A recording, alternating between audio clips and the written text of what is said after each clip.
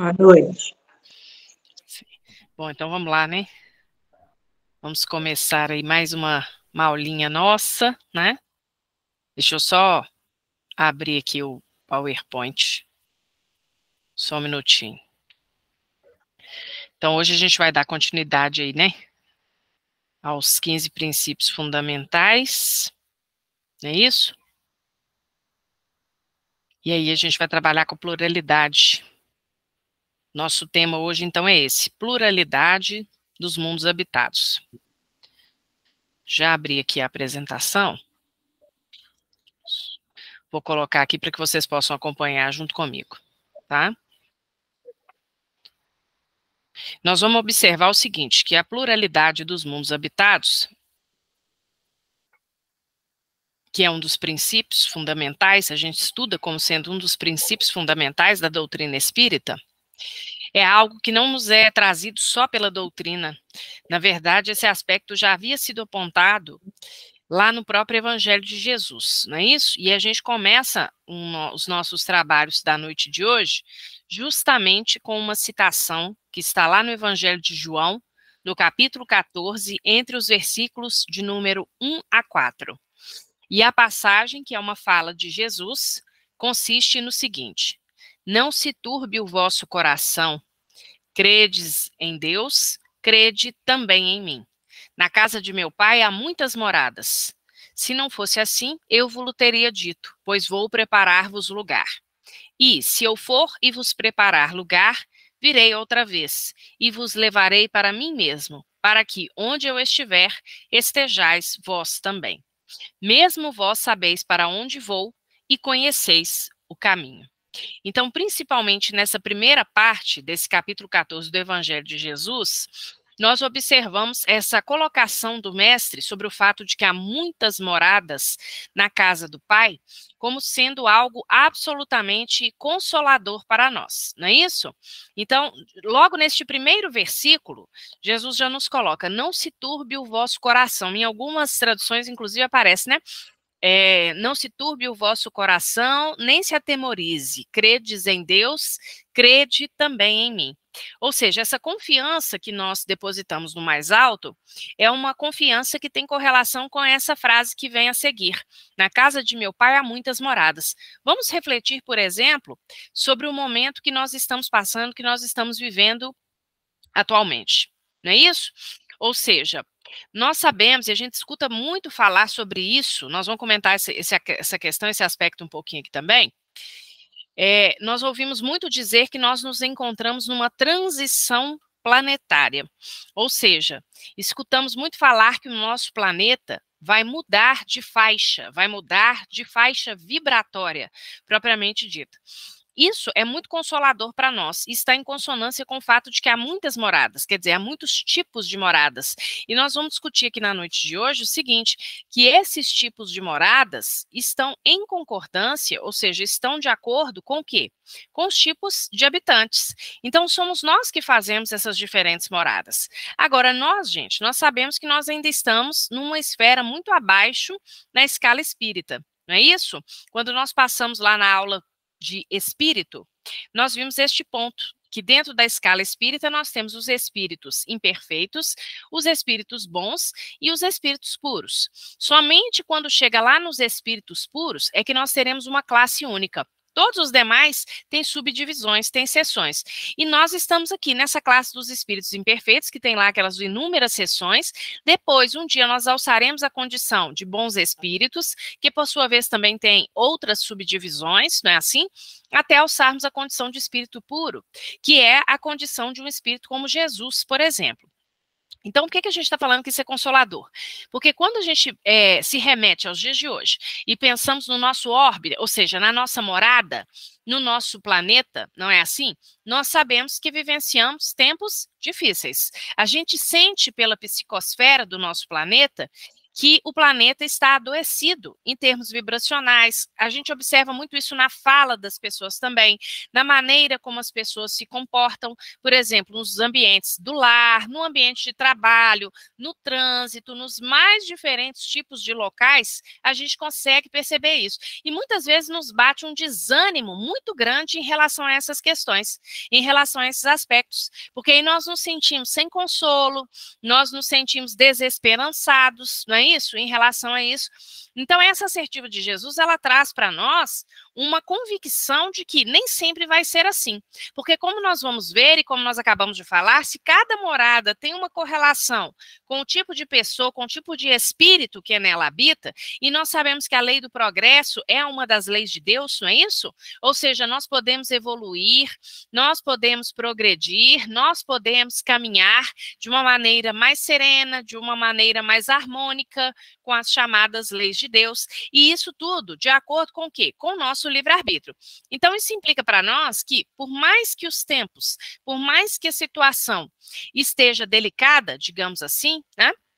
Porque, como a gente falou, a gente sente, a gente percebe isso, existe um outro movimento paralelamente que acontece aí também no nosso planeta, nos impulsionando a melhorar. Então, essa impulsão para que nós melhoremos, ela vem, sim, por meio do desalento, muitas vezes da desesperança e da dor, porque é nestas situações que nós procuramos algo melhor, que nós procuramos seiva nova, não é isso? Então, sim, ela vem por esse lado. Mas ela vem também por um outro lado, que é o quê? Quando muitos de nós, observando as pessoas que estão em sofrimento, às vezes nós até estamos em sofrimento em certos campos da vida, mas aí a gente liga o jornal e temos lá uma notícia de uma pessoa, por exemplo, que perdeu tudo. Vieram as chuvas torrenciais, as enchentes e levaram tudo daquela pessoa. E aí nós nos mobilizamos. E aí nós nos mobilizamos, vamos tentar arrecadar mantimentos, arrecadar roupas, arrecadar colchões. O que eu estou querendo mostrar com este exemplo simples? Que ao mesmo tempo que de um lado nós temos o instrumento da dor, porque nós sabemos que a dor ela é um instrumento que está em concordância com o nosso patamar evolutivo de espíritos imperfeitos, tá certo? Mas, por outro lado, muitos de nós já estamos engajados na causa do bem. Então, ao mesmo tempo que a gente sente a psicosfera mais pesada, as vibrações deletérias, há um movimento paralelo também, que é o movimento de melhorar essa psicosfera. Não é isso? É o movimento daquelas pessoas que já conseguem, ou que pelo menos tentam, sair de si mesmas, sair do seu próprio umbigo e olharem ao seu redor. Então, tudo isso que eu estou mencionando são indícios para nós de que o nosso planeta ele vai melhorar. Ele não vai ser sempre uma morada tal como ele está. Isso sem levarmos em conta também o fato de que essa morada em que hoje nós estamos, ela é uma morada que também tem muitas coisas boas. Então, quando a gente olha ao nosso redor, nós olhamos a natureza, o quanto o nosso planeta é aconchegante, é acolhedor, não é isso? Existem muitos fatores benéficos. Agora, nós, enquanto humanidade, precisamos do quê? Precisamos de cuidar do nosso orbe. Necessitamos de cuidar do nosso planeta, porque o planeta ele estará de acordo com a qualidade dos seus habitantes. Então, principalmente aqui a partir dessa assertiva de Jesus, lá no Evangelho de João, não é isso? Nós gostaríamos de destacar principalmente este início, para mostrarmos que a pluralidade dos mundos habitados, por mais que possa às vezes nos soar de uma forma estranha, nós vamos ver que tem muita lógica dentro das questões da própria doutrina espírita, não é isso? Porque quando nós observamos, é o que a gente vai ver aqui em sequência, que Kardec nos coloca lá no Evangelho segundo o Espiritismo, porque lá no Evangelho segundo o Espiritismo existe um capítulo, Há Muitas Moradas na Casa do Pai, em que o Kardec vai estudar detidamente essa questão da pluralidade dos mundos. E aí, dentre as suas assertivas, ele coloca a seguinte: a casa do Pai é o universo. As diferentes moradas são os mundos que circulam no espaço infinito e oferecem aos espíritos que neles encarnam moradas correspondentes ao adiantamento dos mesmos espíritos. Eu não sei de vocês, mas eu me lembro que quando eu cheguei na doutrina espírita, porque eu não nasci em berço espírita, tá? Esse era um dos princípios da doutrina que mais me causava, digamos assim, desconfiança. Por quê? o que acontece? Muitas vezes, quando a gente assiste as produções televisivas, não é assim? As produções cinematográficas, principalmente, séries de TV, etc., quando nós observamos, por exemplo, uma série, um filme, que vai tratar dessa questão de outros planetas, de existência. Existe vida, né? Há vida em outros planetas, não é isso? Isso aparece muitas vezes de uma forma, gente, muito romanceada, não é mesmo? E de uma forma, muitas vezes, muito incongruente com a realidade. Então, por exemplo, nos anos 80 teve aquele clássico filme do Spielberg, né? Sobre o ET. Então, quer dizer, a gente guardou no nosso imaginário coletivo um pouco essa ideia de que estes espíritos que habitam outros orbes, que habitam outros planetas, têm formas, digamos assim, bem diferentes da forma humana, né? Formas anômalas, ou seja, que não correspondem nem a animais, mas também não são a forma humana, um pouco monstruosas, dependendo da perspectiva. Então, isso criou um pouco no nosso imaginário essa questão.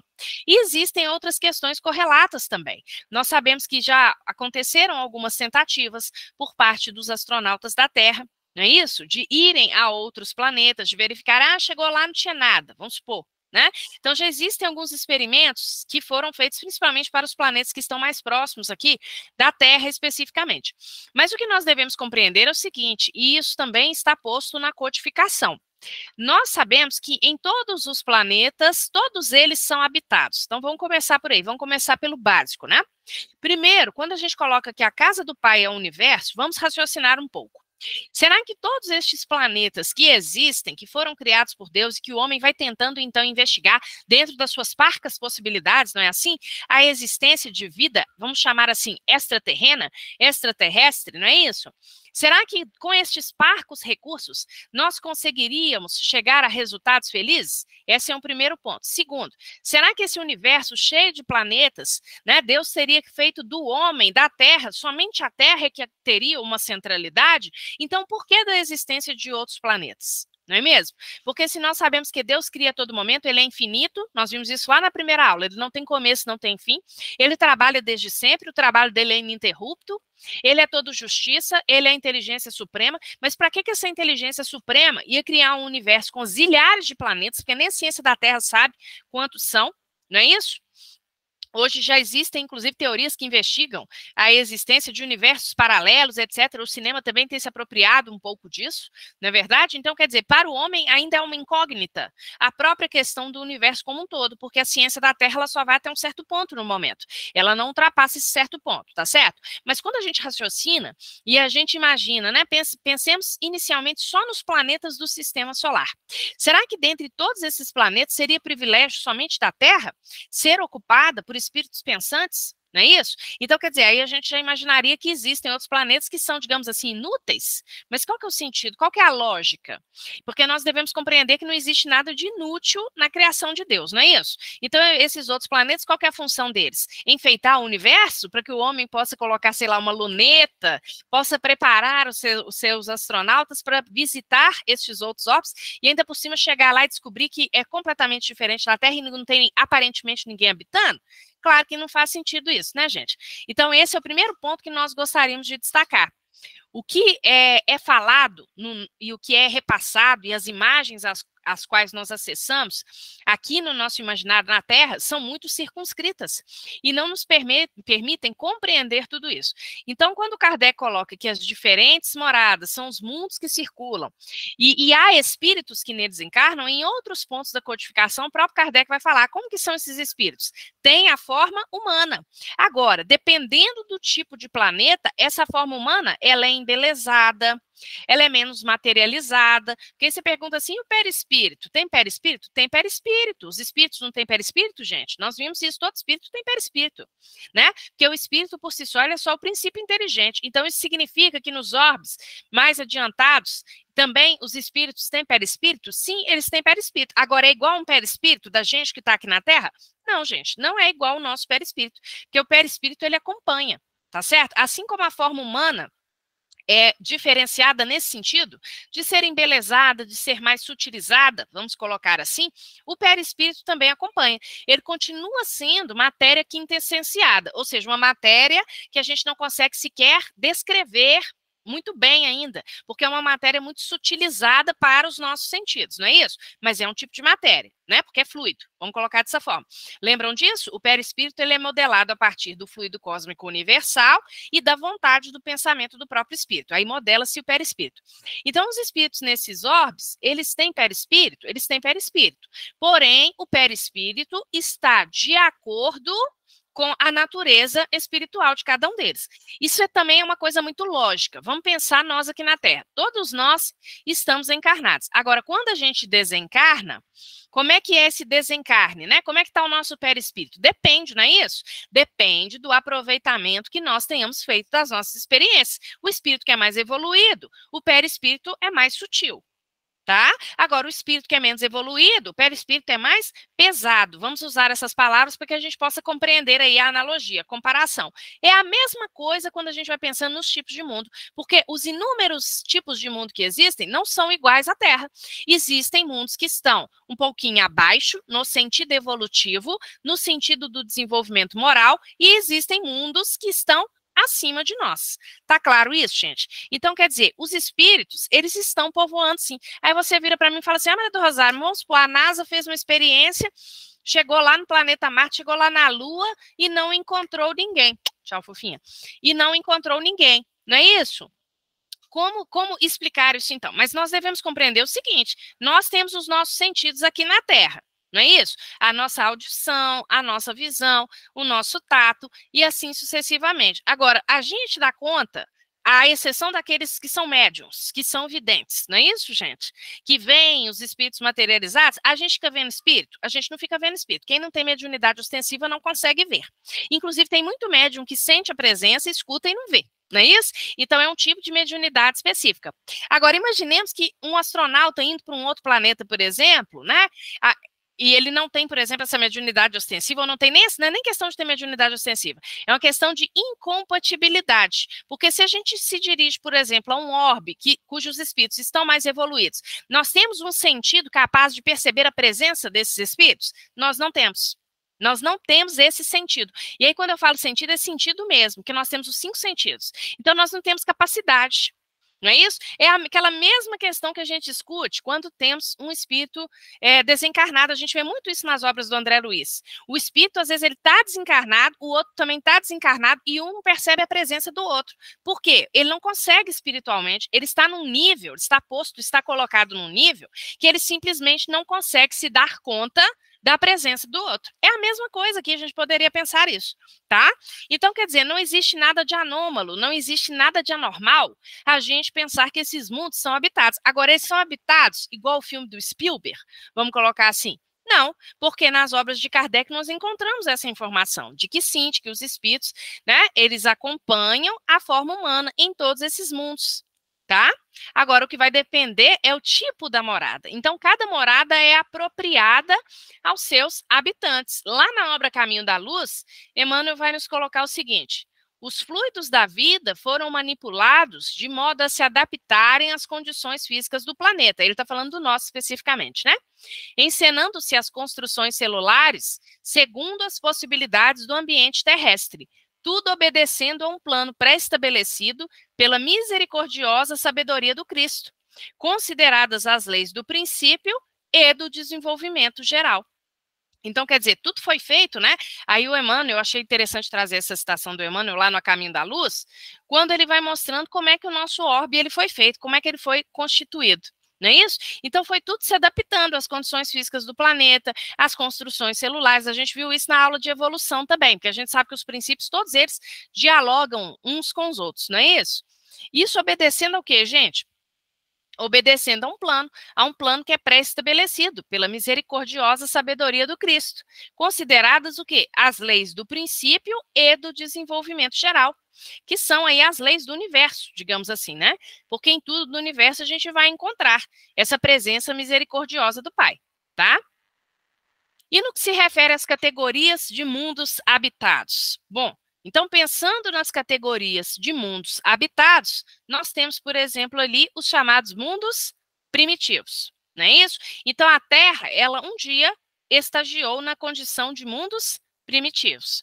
Como que é a condição de mundos primitivos? Gente, nestes mundos, a existência ela é toda material e as paixões reinam soberanas. Então, seria um mundo, digamos assim, onde o instinto fala mais alto. Lembram de uma instrução dos espíritos, do espírito Lázaro, lá no capítulo 11 de O Evangelho segundo o Espiritismo? Quando Lázaro ele vai passando assim as questões relativas à evolução e ao progresso do espírito. Então ele fala assim que nos seus primórdios o homem ele é mais instinto, avançado e corrompido, ele tem sensações. E quando ele progride um pouco mais, ele alcança o campo dos sentimentos. Então no mundo primitivo, vejam bem, a existência ela é mais materializada. Se a gente pensar, por exemplo, nos chamados homens das cavernas, vamos colocar assim, não é isso? Aquele primeiro, né, espécime humano, não é isso? Quando surgiu lá atrás, como que era a vida dele? Era uma vida muito regrada, digamos assim, por questões ligadas à defesa, não é isso? Então, a defesa em relação às espécies animais que existiam, em relação às espécies animais mesmo, nas espécies mais selvagens, digamos assim, muito vinculado ali a uma necessidade da sobrevivência propriamente dita. Gente, alguém está querendo falar alguma coisa? Está dando um ruído aqui para mim no meu microfone? Ai, tem um microfone aberto. Então tem algum microfone aberto aí, né? Mas ninguém quer falar nada por enquanto não, né? Então tá. Bom, então vamos seguir aqui. Então, nestes mundos primitivos, essa existência ela é mais material, realmente, como nós falamos. E são mundos em que acontecem as primeiras encarnações da alma humana. Então, conceitos, ideias mais complexas, tá certo? Elas ainda não encontram campo, porque o homem ele não conseguiu desenvolver, sair ainda desse campo do instinto, um pouco ali também no campo das sensações, não é isso? Mas ele ainda não conseguiu elaborar, por exemplo, o sentimento, o raciocínio na sua plenitude. Ele já é a forma humana, não é isso? Mas essa forma humana, ela precisa ser depurada, tá? Ela precisa ser depurada. Então, não há noções de justiça ou de injustiça. A força bruta é a lei que rege, né? E aí é interessante, porque quando a gente observa hoje, que a gente sempre fala, né, que a gente está numa categoria à frente, entre aspas, né? Que seria uma categoria acima aí, que é o mundo de provas e expiações, mas quanto de primitividade nós ainda trazemos. Então, quando a gente menciona uma assertiva como essa, não é mesmo? A assertiva de que a força bruta é que é a lei, quantas vezes nos dias de hoje nós não observamos muitos de nós querendo resolver os nossos problemas, as nossas questões, nos mais diversos locais do nosso planeta, pela força bruta. Não é isso? E olha que a nossa civilização já avançou até um ponto em que nós já cultivamos algumas noções do que é justiça e do que é injustiça. Não é mesmo? Então, a gente não está dentro dessa primitividade. A gente já tem a noção da justiça, sociedade, a lei de sociedade, ela já existe, a civilização avançou. Existem regras, existem limites, mas existem indivíduos para quem a força bruta é a lei. Existem indivíduos, não é isso? Que têm uma vida tão material que não tem sequer nenhuma mínima noção ligada à espiritualidade. Existem indivíduos para quem as paixões reinam soberanas. Então, quer dizer, isso tudo para a gente refletir e para a gente pensar na nossa própria conduta, não é isso? Porque às vezes nós criticamos muito o planeta. O planeta está assim, o planeta está assado. Mas é aquilo que a gente falou no início. Como que o planeta ele é feito? Ele se organiza, ele é constituído. Ele é constituído por espíritos que o habitam. Não é isso? Então, quer dizer, o planeta ele vai andar de acordo com aquilo que o espírito que esteja nele faça. Percebem? Agora, via de regra, vamos colocar dessa forma, os mundos primitivos foram criados para que as primeiras encarnações da alma humana realmente pudessem se dar. Agora, às vezes, o planeta ele avança, ele vai andando, mas nós, enquanto indivíduos, enquanto individualidades, ainda trazemos muito da primitividade. Então, é isso que a gente tem que refletir bem, não é isso? O segundo tipo, então, de mundos ou de moradas, não é isso? Seria justamente o mundos de provas e expiações, que a gente escuta muito falar que é a categoria a qual a Terra pertence e efetivamente o é, não é mesmo? Então, é um tipo de morada em que o mal predomina. Então, o mal fala mais alto. Agora, como que é esse mal, né, gente? De onde surge esse mal? É isso que a gente estava falando anteriormente. Este mal, ele existe dentro de cada um de nós. É por isso que a doutrina espírita, por exemplo, ela combate tão fortemente essa luta do homem contra o homem velho. Porque, na verdade, essa luta contra o homem velho é o quê? É a luta contra o mal. Que mal é esse? Um mal que existe dentro da gente, que persiste. É o nosso egoísmo, é o nosso orgulho, é o nosso interesse pessoal ou personalismo, não é isso? Agora, nós ainda temos necessidades de vivermos estas experiências? Sim, ainda temos necessidades. Então, é um tipo de planeta que tem essa necessidade de que o mal, de que o sofrimento aprecie. Para quê? Ah, é porque Deus é masoquista? Não, é porque nós, enquanto espíritos imperfeitos, muitas vezes a gente só aprende na marra. Essa que é a verdade. A gente aprende em contato com o mal. A gente aprende, muitas vezes, uma dor, a termos empatia com a dor do semelhante, muitas vezes quando a gente sofre aquela dor na pele, por exemplo.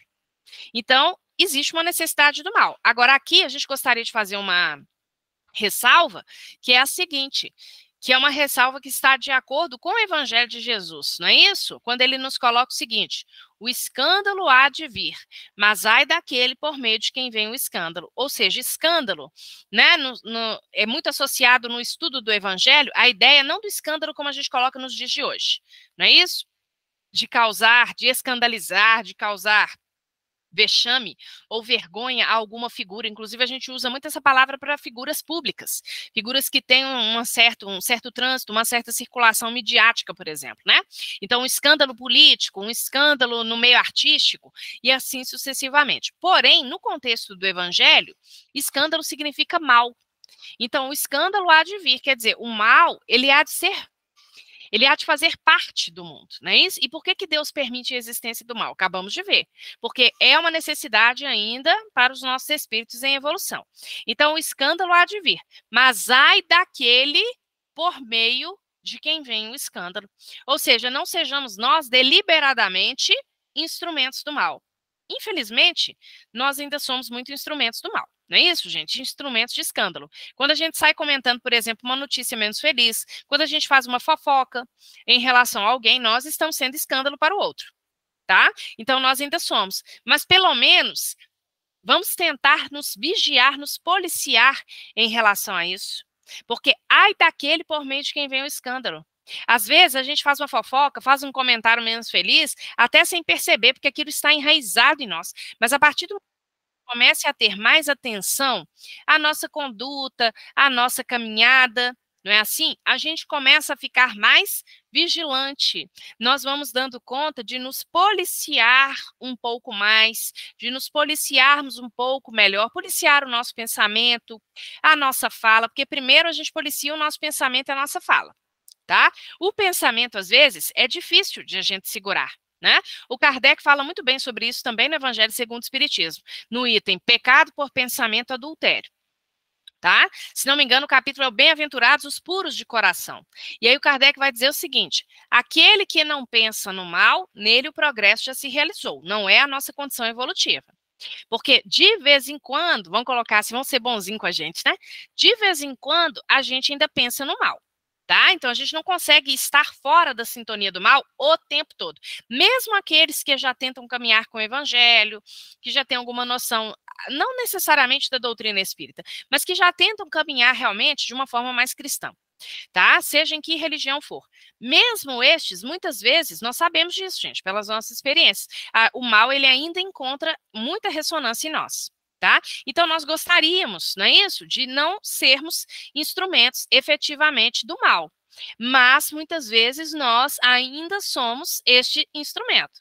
Agora, o que a gente tem que tentar fazer? Temos que tentar não ser deliberadamente. Então, Kardec vai falar o seguinte, tá? Aquele que não pensa no mal, neste o progresso já se realizou. Aquele que nele pensa, mas tenta combatê-lo, nele o progresso está em vias de se realizar. Mas aquele que pensa no mal e se compraz, é aí que reside o problema. Então, é esse o cuidado que nós temos de ter, tá? Esse é o cuidado que nós temos de tomar, porque nós estaremos envoltos. Nós estaremos aí cercados de sofrimentos, não é isso? De convites menos felizes que o mundo nos coloca, porque olha lá o nome do tipo do planeta, não é isso?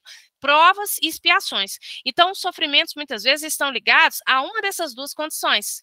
Então, nós sabemos que nós temos necessidade de realizarmos, de passarmos pela fieira das nossas expiações. O Kardec coloca isso muito bem lá na obra O Céu e o Inferno, não é isso? Que o arrependimento, a expiação e a reparação são as 3 etapas que hão de conduzir o espírito ao seu processo de reajustamento diante das leis de Deus. E o que são as expiações? São estes sofrimentos, não é isso? Materiais, corpóreos, muitas vezes não necessariamente só materiais ou corpóreos, né? Porque as expiações, elas também podem acontecer enquanto, né, nós estamos na erraticidade. E as provas são livremente escolhidas pelo espírito para que ele possa evoluir mais rápido, para que ele possa evoluir mais rapidamente. Como distinguir uma da outra na vida prática? Não tem tanta necessidade da gente distinguir. O que nós temos que compreender, à luz tanto do Evangelho de Jesus quanto do que o Kardec nos coloca, não é isso? É a diferença entre o bem e o mal sofrer.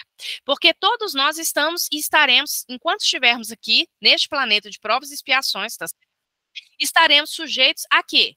Ao sofrimento. Agora, a questão é como nós lidamos com isso. Então, o que é o bem sofrer? O bem sofrer é abaixar a cabeça e falar assim, eu sofro mesmo, o planeta é provas e expiações. Não.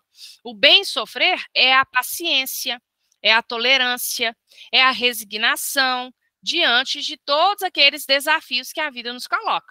Esse é o bem sofrer. Mas o bem sofrer, ele é ativo, porque nós sabemos que uma das leis de Deus é a lei do trabalho. Então, nós precisamos trabalhar. Trabalhar para quê? Trabalhar para vencermos estas provas ou estas expiações, seja como for. Então, a gente vai usar isso de uma forma ativa. Então, isso é o bem sofrer.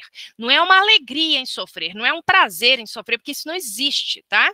À exceção daqueles indivíduos que a ciência cataloga como masoquistas. Então, à exceção desses indivíduos, não é isso? Porque aí vai ser um transtorno, estará associado aí um transtorno. À exceção desses indivíduos, nenhum de nós, não é isso? Por livre e espontânea vontade, né? Digamos, o estado psíquico mais consciente, gosta de passar por algum tipo de sofrimento. Mas o bem sofrer é você conseguir, é você saber, é você tentar um pouquinho que seja, não é mesmo? É você fazer essa tentativa de passar por uma prova ou por uma expiação com a cabeça erguida, tentando retirar daquela situação realmente uma colheita mais feliz. Em geral, coloca-se que quando se trata de uma prova vivida pelo espírito, não é isso? Que aí a gente observa que a conduta do indivíduo ela vai ser uma conduta menos revoltada. Então, se é uma expiação, normalmente o sofrimento, né? Fala-se isso, que normalmente o sofrimento seria mais intenso. E que se é uma prova livremente escolhida pelo espírito, o espírito teria mais paciência, mais resignação, mais obediência. Não necessariamente funciona dessa forma. Tá, gente? Então, isso não é assim uma regra tão fechada, porque a gente pode ter escolhido uma prova, mas chegando aqui a gente se arrepende, por exemplo. A gente começa a achar que a nossa cruz está muito mais pesada, e tem o contrário também. Às vezes estamos vivendo um processo expiatório, mas graças a Deus já pegamos aí um arcabouço, uma musculatura espiritual, vamos dizer assim, e vamos passando por aquela expiação que é necessária ao nosso desenvolvimento, que é necessária ao nosso crescimento espiritual, também de uma forma mais ativa, tá? E lá no Evangelho segundo o Espiritismo, nós temos uma instrução pelo Espírito Santo Agostinho, em que ele vai nos falar exatamente sobre isso. Os espíritos têm que lutar contra, no mundo de provas e expiações. Aí é a dupla luta, por assim dizer, contra a perversidade dos próprios homens e contra os rigores da natureza. Então, é daí que a gente vê algumas questões ligadas aos cataclismas, não é isso? Fisiológicos, da natureza, etc. Então, há um par de anos, nós tivemos aí a questão do tsunami asiático. Às vezes a gente tem algumas situações de desencarnes coletivos, não é isso? Ligados aí a fenômenos da natureza, propriamente dita, e a gente fica se perguntando o porquê disso, né? Então, essa inclemência, esse rigor da natureza, também é uma prova, né? Ou melhor, também é um sinal, também é um sintoma relativo a esse tipo de planeta em que nós habitamos, tá bom? E o mundo de regeneração? Então, como a gente falou no início, nós estamos na transição, então passando de um tipo de planeta, de um tipo de órbita para outro. Então, nós estamos deixando de ser mundos de provas e expiações para nos tornarmos mundo de regeneração. Não é isso? Nestes mundos, os espíritos nos colocam o seguinte, que são orbes em que nós repousamos das fadigas da luta. Então, é como se fosse, assim, um mundo muito mais feliz, muito melhor, muito mais tranquilo do que aquele que, ora, nós habitamos. Não é isso?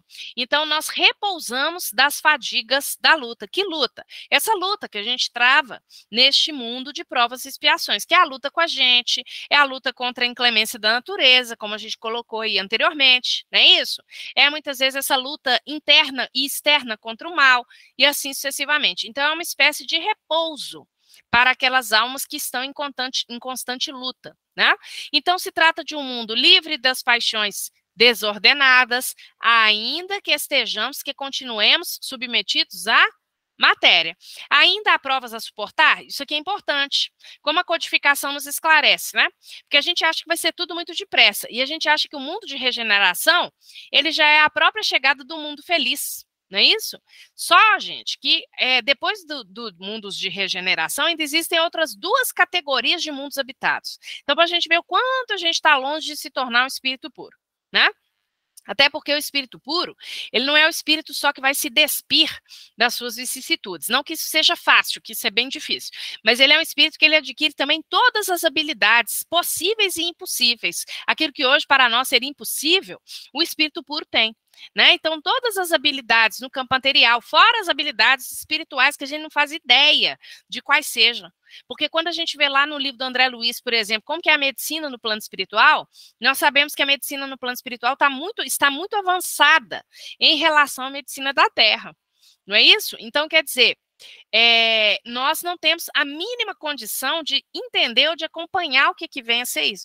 Então, assim, são habilidades que nós haveremos de adquirir e vicissitudes que nós haveremos de trabalhar. Então, é um processo, a gente poderia dizer assim, quase que infinito, porque é claro que a gente vai levar milhares de anos para realizarmos essa evolução desta forma, para chegarmos à condição, voltamos a dizer, de um espírito puro e também para que o nosso planeta alcance a condição de mundo celeste, que, como a gente vai ver, é a última categoria de mundo habitado.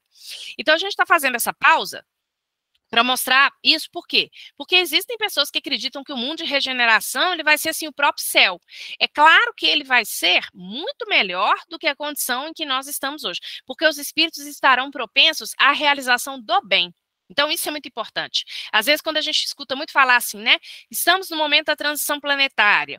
Alguns espíritos irão emigrar, ou seja, né? Serão destinados a outros orbes. É a última chance que nós teremos, etc. e tal. Então, quando a gente escuta falar isso, e às vezes a gente fica até assim um pouco, digamos, né? Preocupados, né, com todas essas questões, mas, na verdade, o significado é que todos aqueles que tiverem a propensão à realização do bem irão permanecer aqui, tá? E aí o Kardec, lá na obra Gênesis, no último capítulo da obra Gênesis, que é um capítulo que merece leitura, são chegados os tempos, ele vai falar sobre a questão da geração nova, não é isso? A chegada da geração nova, ou seja, espíritos que estão vindo para auxiliar aí o processo de regeneração do nosso planeta. Mas, em relação a esses espíritos que saem do planeta, ou que supostamente a gente acha que sairiam, o Kardec fala que muitos vão desencarnar e que lá na erraticidade vão se conscientizar. Aí vocês perguntam assim, conscientizar em que sentido? Aí o Kardec fala assim, em muitos espíritos, o mal ele é somente uma casca, ou seja, é aquele mal aparente. Então é aquele indivíduo que às vezes caminha em meio à multidão, não tem tanto senso crítico, então ele age errado porque muita gente age errado. Quantas pessoas nós conhecemos assim? E aí o Kardec fala que ao observarmos a interioridade, vamos colocar assim, daquele espírito, daquele indivíduo, a gente consegue perceber que aquele mal é mais uma casca, ou seja, aquela pessoa no fundo é boa. Então aí ela vai se reajustar lá na erraticidade e não vai ser expatriada coisa nenhuma. Ela vai voltar para cá mesmo, para poder ajudar o próprio mundo de regeneração.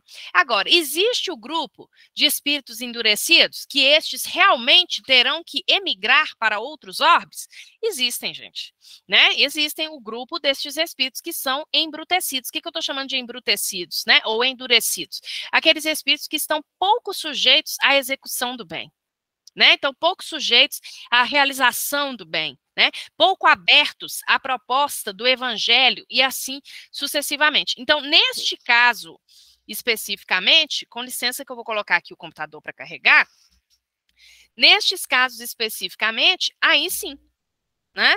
Então, esses espíritos que realmente ainda insistem deliberadamente na execução do mal, aí sim, agora tem muita gente que faz o mal e não tem, assim, exatamente uma consciência daquele mal, ou age muito em benefício próprio. Eu não estou falando que isso é certo, tá? O que eu estou querendo dizer é o seguinte, que existem males e males, não é isso? Então, às vezes, aquilo que aos nossos olhos eu digo, aos olhos daqueles que já tentam caminhar de uma forma mais harmônica em relação às leis de Deus, aquilo que para nós poderia parecer um grande problema, não é isso? Às vezes, em termos espirituais, lá na contabilidade divina, não vai ser um problema tão grande assim, no sentido de que o espírito poderá voltar para cá e se reajustar, ou seja, ele terá uma nova oportunidade a partir do momento que ele se conscientize. Isso é importante ser pontuado. Por quê? Essa é a diferença para o espírito embrutecido, endurecido. Porque o espírito endurecido, ele não caiu em si ainda, ele não sabe a importância da realização do bem. Então, existe essa diferença, tá? Agora, aquele espírito que já tem alguma consciência em relação a isso, ele pode desencarnar, às vezes vai permanecer um tempo ali na região umbralina, por exemplo, mas ele vai depois ser socorrido, ser amparado, vai cair em si e vai voltar para cá para ajudar o nosso próprio planeta. Tá bom? Porque às vezes da forma como as coisas são colocadas, eu tenho visto muito isso, né? Fica parecendo que vai haver assim um esvaziamento do planeta, né? Que assim, não sei quando, claro, vai haver sim um grande grupo que não irá continuar aqui, não é mesmo? Mas muitos de nós ainda vamos perseverar aqui neste mundinho. Tenhamos convicção disso, apesar de todas as nossas imperfeições, né? E aí eu falo muito de nós encarnados mesmo, não é muito de nós espíritas, né? Porque nós sabemos que não é o rótulo que faz a diferença. O que faz diferença é o nosso comportamento. Então, no mundo de regeneração, ainda teremos provas a suportar, mas essas provas serão como elas são para nós hoje? Às vezes, provas que trazem uma grande carga de sofrimento? Não. As provas serão mais fáceis de serem suportadas, não é isso? Nós teremos mais confiança, né? Muitos dos horrores, das barbáries, às quais nós vemos e temos acesso no nosso mundo, não mais existirão. Né? Por quê? Porque os espíritos que habitam o mundo de regeneração são propensos à realização do bem. Agora, o espírito ainda pode fracassar? Isso aí é o Santo Agostinho lá no Evangelho segundo o Espiritismo. Pode, ele ainda pode fracassar. E aí o Santo Agostinho, inclusive, coloca, não avançar é recuar. Então, o espírito que permanece, por exemplo, estacionário no mundo de regeneração é uma possibilidade, não é isso? Que ele recue, entre aspas, né? Que ele fracasse na sua missão. Nós temos aí os mundos ditosos ou felizes, não é isso? Eu só tinha separado aqui um trechinho, né? Antes da gente falar dos mundos ditosos, eu tinha separado aqui um trechinho que está lá no Evangelho segundo o Espiritismo, no capítulo 3, no item 17, quando o Santo Agostinho ele vai falar o seguinte, uma mensagem por ele proferida em 1862. Os mundos regeneradores servem de transição entre os mundos de expiação, isso que nós falamos, e os mundos felizes, porque nós vamos ver aqui, ó, na sequência vem os mundos ditosos ou felizes, não é isso? Depois dos de regeneração. A alma que se arrepende, isso que nós falamos, neles encontra a calma e o repouso, acabando de se depurar. Sem dúvida, nesses mundos, o homem ainda está sujeito às leis que regem a matéria. A humanidade experimenta as vossas sensações e os vossos desejos, mas está livre das paixões desordenadas, das quais sois escravos. Só isso aqui já deve ser um alívio gigantesco, né, gente? Neles não há mais o orgulho que faz calar o coração, neles não mais de orgulho que faz calar o coração, de inveja que o tortura, de ódio que o sufoca. A palavra amor está escrita sobre todas as frontes. Então, quando a gente falou da propensão de fazer o bem, era isso, ó. A palavra amor está inscrita ou escrita sobre todas as frontes. Então, está estampado na cara das pessoas que as pessoas querem fazer o bem. Uma perfeita equidade regula as relações sociais. Então, realmente, quando a gente lê isso aqui, realmente parece que a gente chegou no ápice da felicidade. Porque a gente vive numa sociedade tão desigual, né? Que imaginemos o que é uma sociedade em que exista uma perfeita equidade entre as relações sociais. Não é isso? Em que a soberba não impera, o orgulho não impera, né? Todos se revelando a Deus e tentando ir a Ele, seguindo as suas leis, Então, isso é bem importante. Nos mundos ditosos ou felizes, vou passar mais rapidamente por isso aqui, aí seria a excelência, digamos assim, do bem, Não é isso? Aí é realmente quando o bem já superou o mal. Então vejam que no mundo de regeneração há uma propensão do bem, a propensão. Então os espíritos estão propensos a realizar. Agora ainda vão tropeçar? Ainda vão cair? Vão. Quando a Terra alcançar a condição de mundo feliz, isso não mais acontecerá. Olha aí, porque aí nós estaremos na condição de mundos felizes. Provavelmente pensando lá na escala espírita, não é isso, gente? Alçando a condição de espíritos bons. Né? Então aí já é uma outra conversa, porque aí a gente já não vai ser imperfeito mais. No mundo de regeneração, ainda somos espíritos imperfeitos, tá bom? E depois disso ainda, nós temos os mundos celestes ou divinos, que aí sim são habitados por um espírito de uma condição de um Jesus, por exemplo, que é um espírito puro. Lembrando que o espírito puro é aquele que nenhuma influência sofre mais da matéria. E lembrando ainda o que o Kardec nos coloca aqui no Evangelho segundo o Espiritismo, sabemos que todos os mundos estão sujeitos ao progresso ou à progressão. Então, assim como nós individualmente, como cada um enquanto espírito, progride, os mundos também acompanham. Isso é lógico, né? Porque se o mundo ele é habitado por um conjunto de espíritos, o espírito evoluiu, o mundo vai evoluindo. Não é isso? Então, as práticas sociais, mas também exteriormente, questões ligadas ao desenvolvimento do próprio mundo e assim por diante. Nessa parte final aqui, eu trouxe só uma observação, porque quando a gente fala assim, pluralidade dos mundos habitados, normalmente a gente pensa mais nessa questão dos tipos de mundo, realmente como a gente viu até agora. Não é isso? As características predominantes em cada mundo, ou seja, né, nos espíritos que habitam cada mundo. Agora, quando a gente fala assim, há muitas moradas na casa do Pai, a gente começou ali com a chamada, né, a frase de Jesus, nós também devemos nos lembrar que isso diz respeito ainda, né, pode ser lido ainda sob um outro ponto de vista. Qual ponto de vista? Aquele que diz respeito às regiões no mundo espiritual. E essas regiões são construídas como sendo esferas vibracionais, ou seja, elas também dependem da qualidade de vibrações emitidas pelos seus habitantes. Então, lá na erraticidade, lá no mundo espiritual, nós temos as colônias espirituais, não é isso? Nós temos o umbral, nós temos as regiões trevosas, nós temos os mundos superiores. Aí só pensando em linhas mais gerais, digamos assim. E aí eu vejo muito que, muitas vezes, assim, a nossa leitura das regiões no mundo espiritual, ela é uma leitura muito parecida com essa leitura que a gente faz dos orbes, né? Que a gente faz dos mundos, que às vezes é um pouco limitada. Então, a gente lê uma obra como O Nosso Lar, por exemplo, e a gente fica achando que uma colônia como a colônia Nosso Lar é o sétimo céu. Mas, na verdade, quando a gente lê o livro Nosso Lar, a gente percebe que ali foram recuperados, né, foram resgatados espíritos que ainda estão numa condição bem mediana, gente. Né? Então, as colônias espirituais, em geral, acolhem estes espíritos em condições medianas, porque existem os mundos superiores, existem esferas vibracionais mais elevadas. Agora, é claro que a gente, né, na nossa, digamos assim, na nossa condição, a gente vai passar ali por um estágio no umbral, muito possivelmente, depois seremos acolhidos ali por algum posto de socorro, iremos para uma colônia espiritual, porque a maioria de nós está numa condição, o quê? Mediana. Não é isso? Mas isso só para a gente entender que as colônias que têm o mesmo funcionamento, nós vamos ver aqui na frente, né? Tem uma organização muito parecida, às vezes até em termos de instituições, etc., ainda que num outro plano, é claro, mas muito parecido até com o que a gente encontra na Terra, né? Então, nós vamos destacar só a região do umbral, que também está lá no livro Nosso Lar, no capítulo 12, que é uma região que funciona como uma espécie de zona purgatorial, onde se queima prestações, o material deteriorado das ilusões que a criatura adquiriu por atacado, menosprezando o sublime ensejo e uma existência terrena. Então, espécie de zona purgatorial. Então, é uma zona onde vai ser feito o esgotamento dos resíduos mentais, onde se queima esse material deteriorado das ilusões que todos nós adquirimos, não é isso? Então, é claro que isso tem a ver muito, tem uma relação muito grande com a nossa vida mental, tá? E as colônias espirituais, como nós falamos, que são locais onde os grupos de espíritos errantes, o que eu estou chamando de espírito errante? Os desencarnados, não é isso? Onde os desencarnados se estabelecem transitoriamente enquanto aguardam novas encarnações. Né?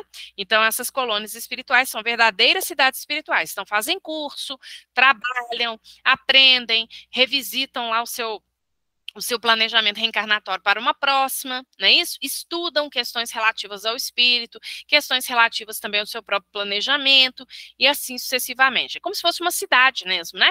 São espécies de cidades espirituais. Então, essa assertiva de Jesus, há muitas moradas na casa do Pai, elas também dizem respeito a isso, tá bom, gente? Então, nós vamos parar por aqui para que a gente tenha aí pelo menos uns 5 minutinhos para que vocês possam tirar dúvidas ou fazerem perguntas, tá bom?